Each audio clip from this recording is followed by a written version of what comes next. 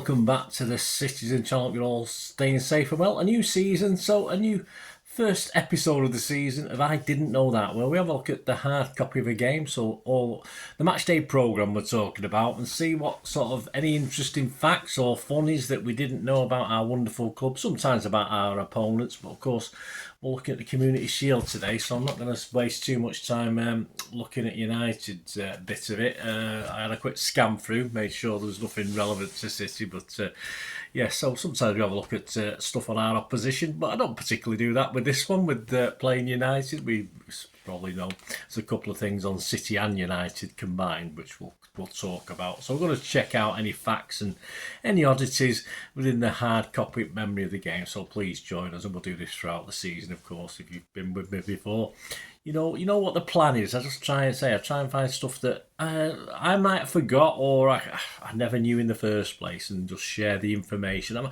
I educate, I teach. It's history, a lot of history stuff, a lot of current stuff that you might not know, or you might not be bothered reading about, and that's the whole point of things like YouTube, isn't it? So you can listen to someone babble on about something without getting a newspaper and reading, or getting a magazine and reading. And that's what I've done for you here. I'm going to pick out any salient points. It's okay. It's £5 for 68 pages, so yeah, not the greatest content. It's fine. We'll zoom through it very quickly. Please, if you are new to the channel, I do everything City past, present, and as long as I can keep going. So it'd be great to have you on board. Spread the word, guys, fellow City fans, and get them on board to the channel. That'd be absolutely wonderful. We do have memberships now, just 99p a month, and you get early access to all my stuff, and that includes dozens of history vlogs that are still not been published. I mean, they could be up to a year before they get published, as that I've got that many sort of stored up.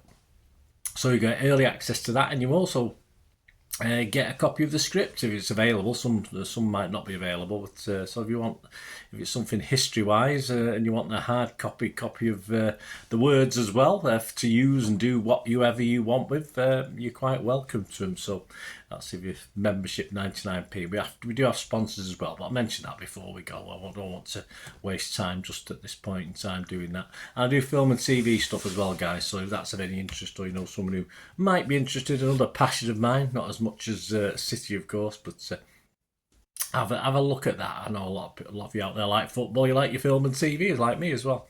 So have a look at that. Right, let's get on with this programme. The cover a little bit uninspiring. I'm not sure that skyline to either side of Wembley.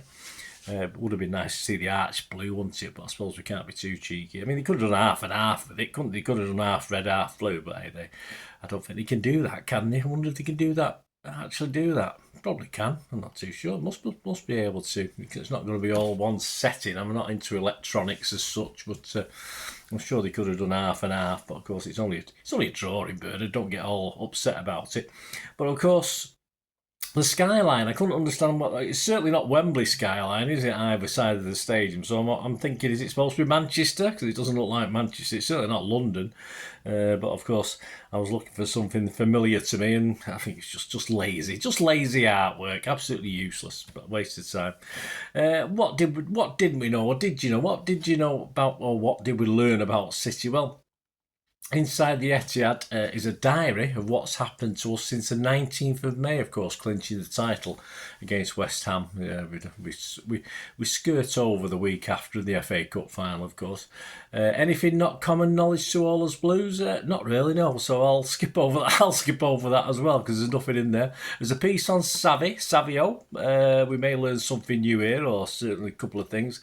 And his full name is Savio Moreira da Oliveira. Now, we used to have a Basil de Oliveira playing cricket in my formative years, watching cricket with my dad when I was a kid.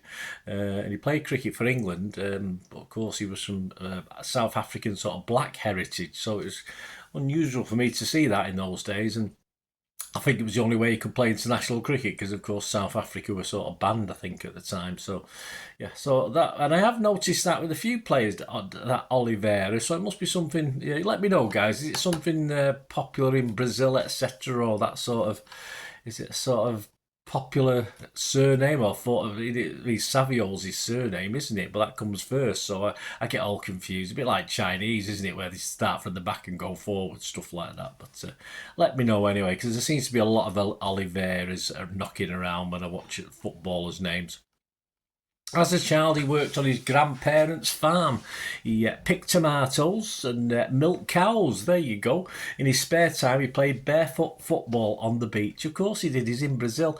Very similar, actually. I mean, it just reminded me of my youth and my friends. Well, apart from the farm, although we'd have a pig farm down the road, about 300 yards up the road. It was a horrible smell when the wind was blowing our way. It was horrible. It wasn't a pleasant smell, that's for sure. And rather than pick tomatoes, I think we tended to pick our noses rather than tomatoes. And I think we get our milk from Heel Dairies, where my mum used to clean. I remember that. She used to clean the pickle factory, the Old Farm Pickle Factory. I lived in Withington. And Heel Dairies as well, so she used to do both of them. So, yes, milk and pickles, an interesting combination.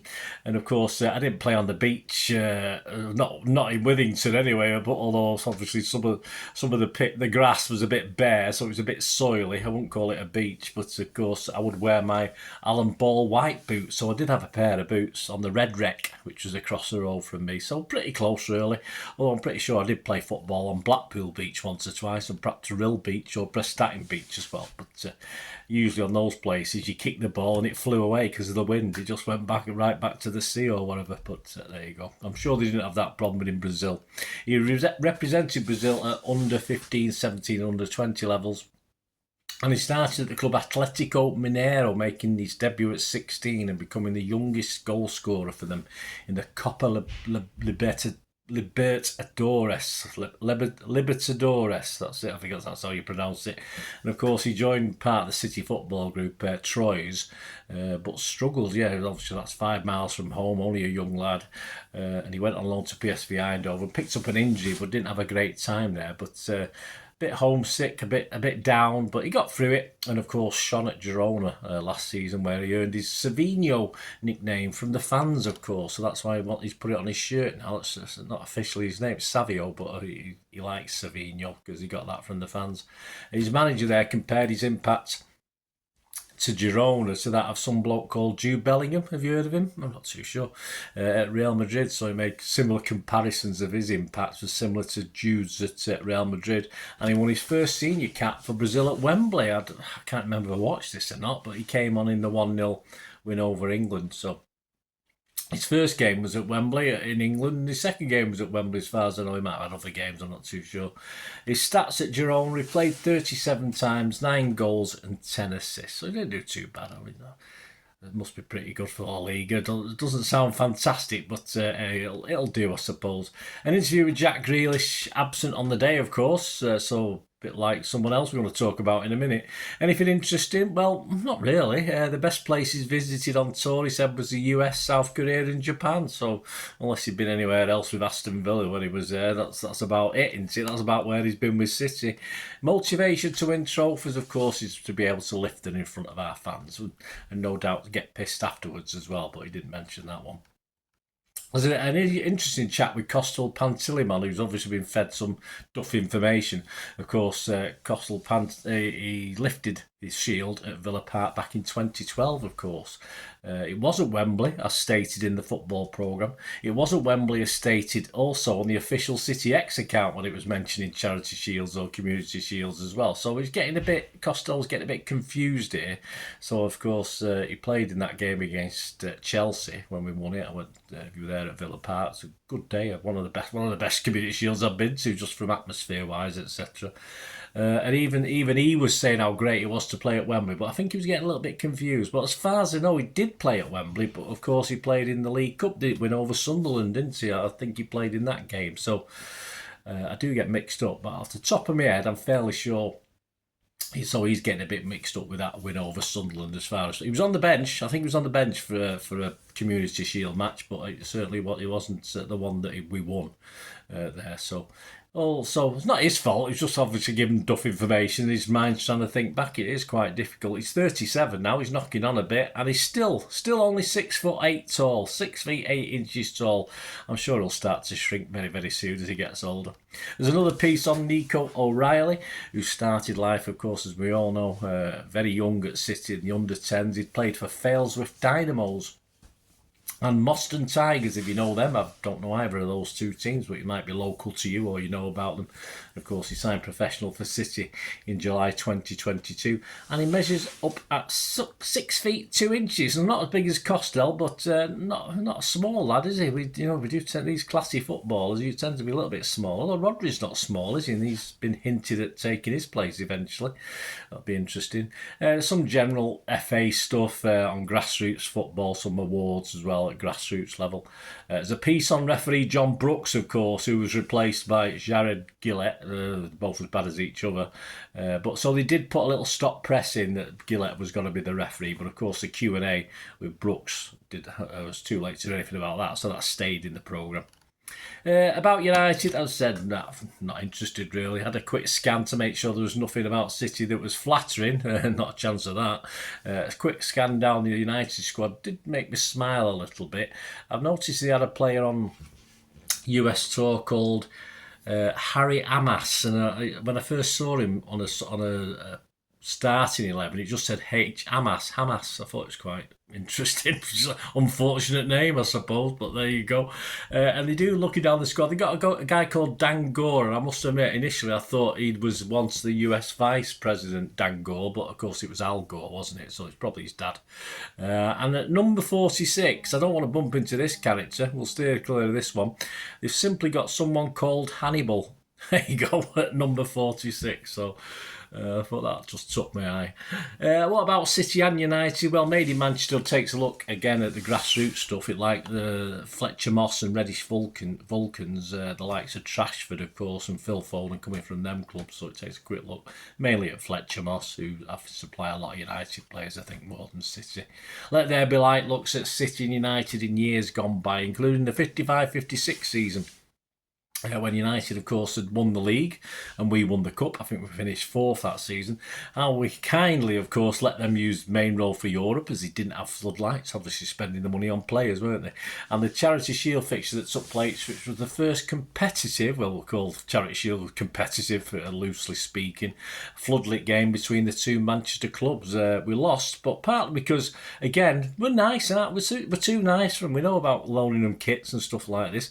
But we lost this one partly because we allowed them to play a substitute keeper. It was all right. It was only a young lad. He wasn't, but it was still a substitute keeper after their keeper got injured early doors. But of course, there was no subs in those days, so we had no obligation to do so. But City being City, even though we battered them, we ended up losing 1-0, of course, partly because of this favour.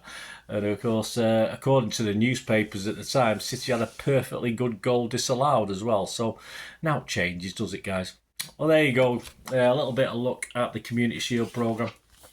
Not bad. Like I say, it's all right. It's not massive information, but it's, I just get it's a memento. It's a bit of my history stuff, So it's just there. Won't be much in this. I'll be referencing if you like, but it's there anyway. So not the greatest tome, but for a £5, and it's better than buying a half and half scarf, isn't it, guys? It's got to be better than buying a half and half scarf, don't they? Still plenty of those around, wasn't there? So we hope you enjoyed this. I didn't know that. I'll look inside the City versus United Community Shield programme. And I did mention sponsors, didn't I? We do have sponsors of the channel at the moment, guys, before we go. If you can give them your support, they sell rare movie posters, some DVDs as well, generally movie posters, and they're in the process of listing, so it's a slow process. There's a lot to do, and they work elsewhere as well. So there's about 600 on at the moment, so go to the shop. There'll be a link in the description below. Just copy and paste it, go straight to their shop. And if you like movies from the 90s, 2000s, some great actors, some great films, they make great gifts. You can buy them and then stick them in a frame.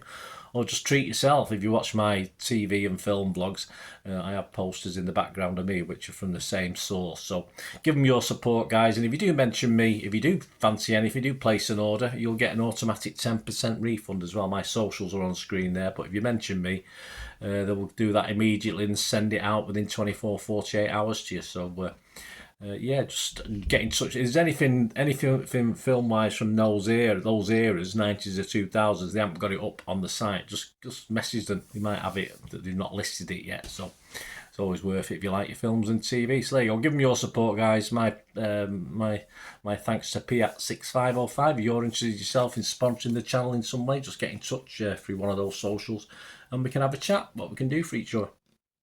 Okay, there you go. Hope you enjoyed this.